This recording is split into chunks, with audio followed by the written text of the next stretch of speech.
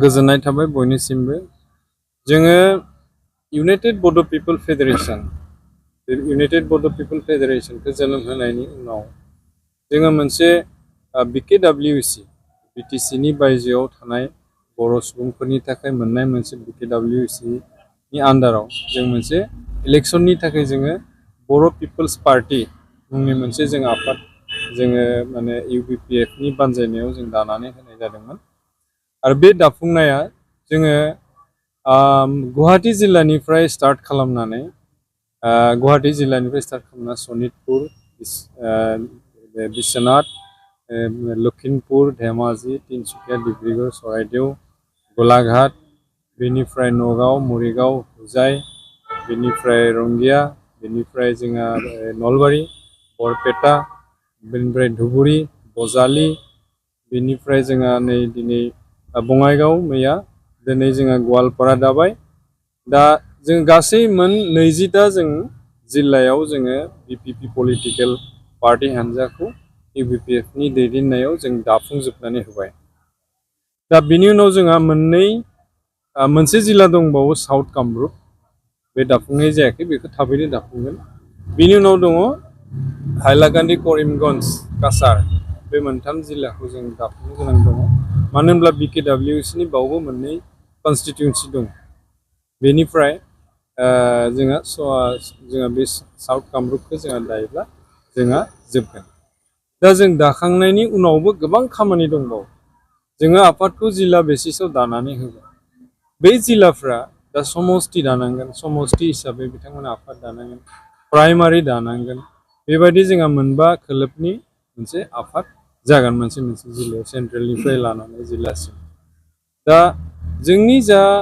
मावनो गोनां जा खामानि UBPF आरो BPP जोङो BPP आ मा पलिटिकेलि बिथांमोना दैदेनलांगोन आरो जों इउनाइटेड बड' पिपल फेडारेशनआ जोङो माहारियारि आफादफोरजों गोरोबनानै जों खामानि मावलांगोन बयजोंबो जों सावरायनानै बयखौबो जों जोंनि आफादनि जोंनि एम एन्ड अबजेक्टिभफोरखौ जों बुंलांगोन दा खोथाया जाबाय जों जोनोम जानायनि गुबै मोननैसो जाहोनफोर गोबां जाहोन दङ बे जाहोननि गेजेरावनो दिनै BKWC नि दैदेनगिरि चिफ मिनिस्टार बसुमतारीजों लोगोसे अनिल बसुमतारी बिथांमोना दिनैसिमबो BKWC नि आन्डाराव थानाय बर' गामिफोरनि भिलेज नटिफिकेशनखौ खालामजोबनो हायाखै दिनैसिम बर' बेसेबां मानसिफोर दङ BKWC आव दिनैसिमबो क्लियार नङा आरो समस्तिफोराबो क्लियार जायाखै आरो राभा हासं काउन्सिलनि आन्डाराव थानाय बर'फोरखौबो दिनैसिम नटिफिकेशनाव खोख्लैनो हायाखै लोगोसे आरोबाव सनितपुर आरो बिश्वनाथ जा बिश्वनाथाव BTC आव हाबलांबाय बे हाबलाङिफोरखौ BKWC आव सोनो गोनां थालांबाय जोंहा बेफोरबायदि गोबां खामानि मावनो गोनां दङ बेखायनो जों इउनाइटेड बड' पिपल फेडारेशन आरो BPP जों मोननैबो माने जय थांनानै जों बयबो रायजोफोरखौ खौसे खालामनानै BKWC नि सोमोन्दै मोजाङै जों फोरमायगोन BKWC नि सुक्तियाव मा लिरनाय दंमोन मा गैयामोन हयथ' जोंनि बर' रायजोफ्रा बयबो मोनथिजोबा मानो होनब्ला दिनैसिम BKWC नि दैदेनगिरि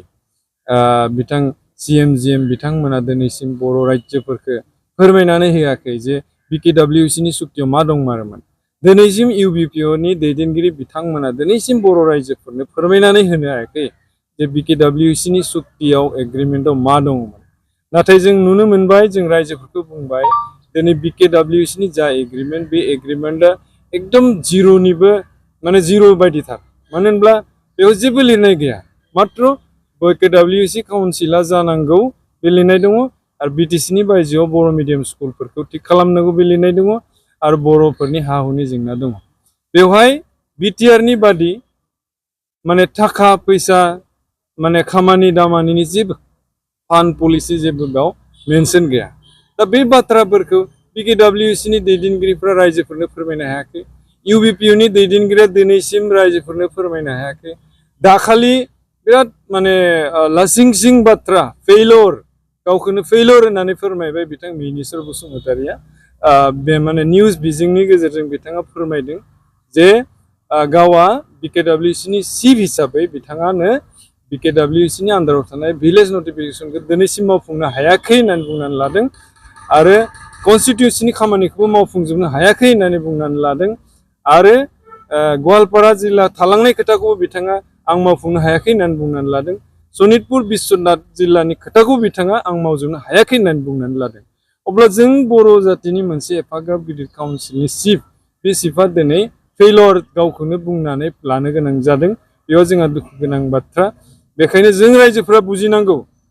दा जों बिथांमोनखौ जों नेबाय थायोब्ला हयथ' जोंनि मोनखानाय BKWC आबो गोमालांनो हागौ बेखायनो जों बयबो ओंखारनानै गाव गावनि कर्तब्य साननानै बयबो ओंखारनानै खामानि मावनांगौ जाहाथे जों BKWC खौ बासायनानै BKWC आव इलेक्सन लाबोनानै जाहाथे 200 निफ्राय 500 कोटिसिम जों जाहाथे इयारलि फान्ड मोननो हायो दा बेफोरबायदि जों खामानि मावनो जों बयबो रायजोफोरखौ लानानै संकल्प लानानै जों ओंखारनानै जों बेरायगासिनो दङ